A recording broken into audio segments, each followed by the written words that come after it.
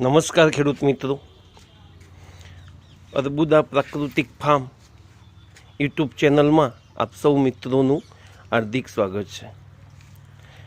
મિત્રો,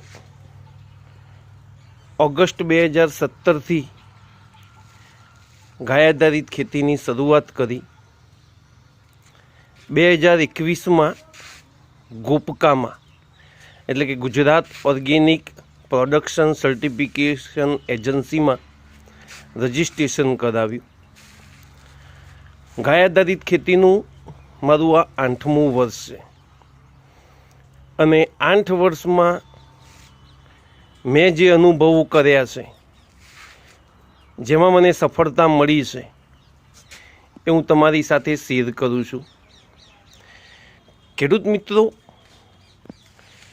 કેમિકલ ખેતીમાં શું હોય કે પાકમાં કોઈ રોગ જીવાત આવે એટલે આપણે એગ્રોમાંથી દવાનું ડબલું લાવી અને છાંટી દઈએ એટલે આપણી સમસ્યાનું સમાધાન થઈ જાય. પણ ગાય આધારિત ખેતીમાં એવું નથી મિત્રો.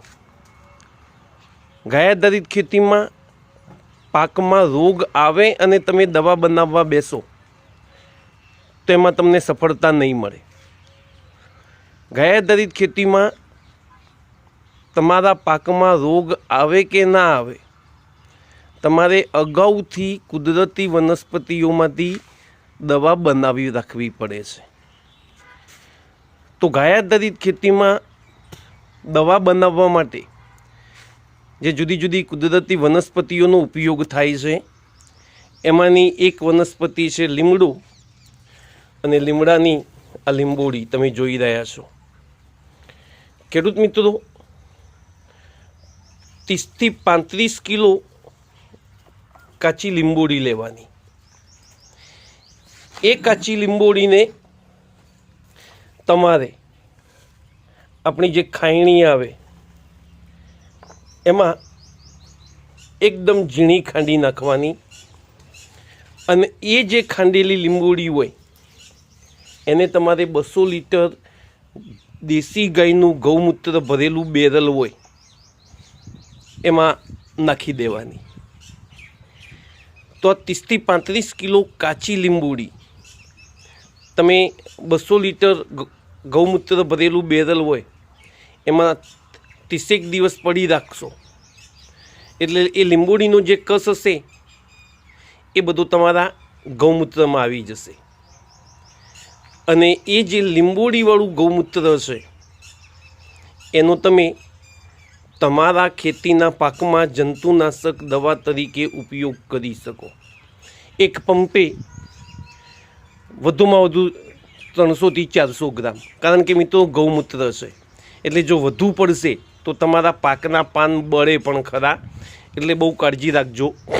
બીજા નંબરે મિત્રો, આ જે લીંબોળી છે, મેં અગાઉ કહ્યું એમ, તમારા પાકમાં રોગ આવે કે ના આવે, દર 15 દિવસે તમારે ફરજિયાત આ જે ગૌમૂત્રવાળું લીંબોળીવાળું ગૌમૂત્ર છે એનો છંટકાવ કરી દેવાનો. 13, 14 પૂનમ, એ જ રીતે 13, 14 અને અમાસ, આ જે 15 દિવસનો સમયગાળો છે, એ સમયગાળા દરમિયાન તમે આ જે તમારું લીંબોળીવાળું ગૌમૂત્ર છે એનો તમારા પાકમાં છંટકાવ કરશો તો લગભગ કોઈ રોગ નહીં આવે.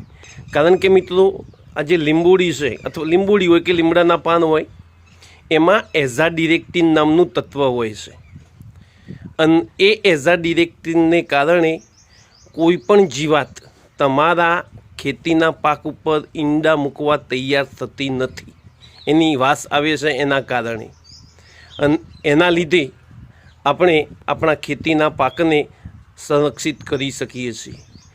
ખેડૂત મિત્રો, માત્ર લીમડો કે લીંબોળી જ નહીં, પણ એ સિવાય ધતુરો, આકડો, કરેણ, આ બધી જે કુદરતી વનસ્પતિ છે એનો પણ આપણે ગાય આધારિત ખેતીમાં જંતુનાશક દવા તરીકે ઉપયોગ કરી શકીએ છીએ. પણ મિત્રો, એની વાત અગાઉના વિડીયોમાં, આજના વિડીયોમાં બસ આટલું. મિત્રો, જો વિડીયો તમને ગમ્યો હોય તો વિડીયોને લાઈક કરજો, શેર કરજો અને ચેનલને સબસ્ક્રાઈબ કરજો. અસ્તુ મિત્રો, જય હિન્દ, જય ભારત.